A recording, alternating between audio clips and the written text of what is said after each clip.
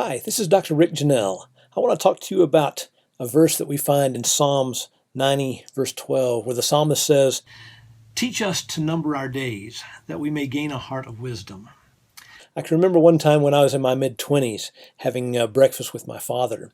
And I was a young dad, and I was telling him how that I thought things were going very fast and quickly in my life. And he just laughed at me. And he said, "Son, the older you get, the faster time goes."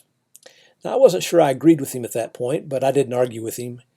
It just seems to me, though, that as I've gotten older, I've proven him to be true. It does seem that the older I get, the faster time goes. And many times we can look at this in our lives and see that this is true. For example, with a small child, talking about Christmas, they'll say, "Oh, it's never going to get here. It takes forever, forever, forever."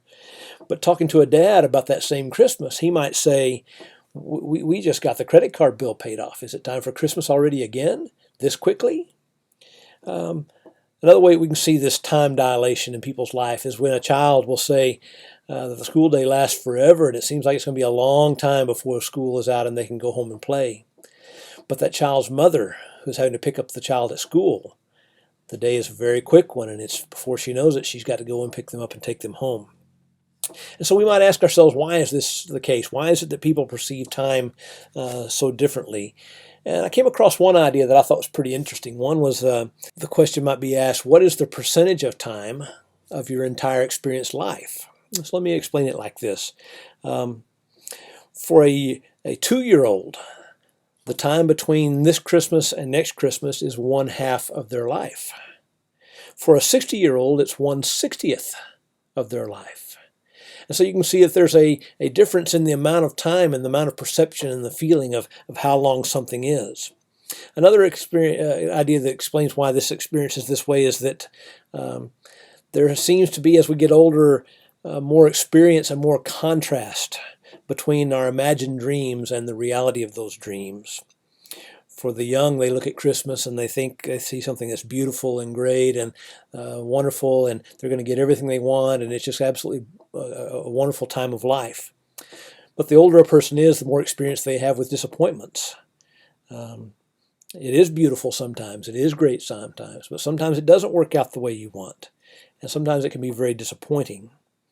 And so there's an application here that I think we need to consider when we're dealing with our families, and with our wives and with our children. When you're planning your future plans, remember that next year's vacation seems much further away the younger someone in your family is. To your children, it's a long time away.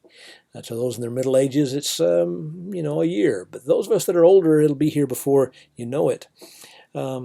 Consider this when you're planning your weekly schedule of events. When you're a parent and when you've got busy children, it's very easy to think about, the ball games and taking to school, and you've got to get meals done and laundry done. And it's very easy to say, well, I think we'll just not go to church this week. I think we'll just lay out of church activities. We won't take them to youth activities because we're very busy right now. Remember that for you, that experience of busyness feels different. For you, it's a smaller percentage of your time. It's a smaller percentage of your life. But for your children, it's a very big portion. And it makes a big difference in how they perceive life and in how they're trained by the things that you do for them. You want to consider this when you're dealing out punishments as well. The length of grounding or the length of doing without something that a child loves might need to be longer for an older child and shorter for a younger one so that they'll perceive the passage of that time in the way that you intend for it to be. You don't want your punishments to be unjust or to be perceived as being unjust. And this is one way that can be thought about. It's also true with chores. Sometimes we assign children chores and we think, well, it's not that long of a job. It's not that big a job. But when we think about time dilation with age, the younger the child, the bigger chunk of their life that is, the bigger chunk of their perceived day that is. And so younger children shouldn't be given as big a job or as long a job. But older children, as they get older, should be gradually given more, so they can feel the weight of responsibility in an appropriate way for their age. So this is Dr. Rick Janelle. Take the advice of the psalmist David. Learn to value the passage of time. Learn to number our days so that we can have wisdom and deal kindly with those that are around us. Thanks for listening.